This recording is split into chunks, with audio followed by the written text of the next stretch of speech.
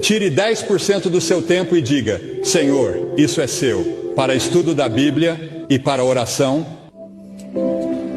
Você sabe, nós inventamos todas essas coisas modernas para economizar tempo e temos menos tempo do que nunca. E ainda assim temos automóveis rápidos e aviões rápidos e estamos correndo de um lugar para outro como pessoas loucas.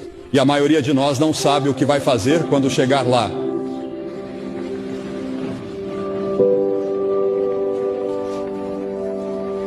Você tem tanto tempo, mas para quê? Você tem tempo para servir a Cristo. Você tem tempo para viver de acordo com a vontade dele. Você tem tempo para obedecê-lo. Você fez como o Salmo disse em Salmo 31:15 e se colocou à disposição de Deus, quando ele disse que meus tempos estão em suas mãos.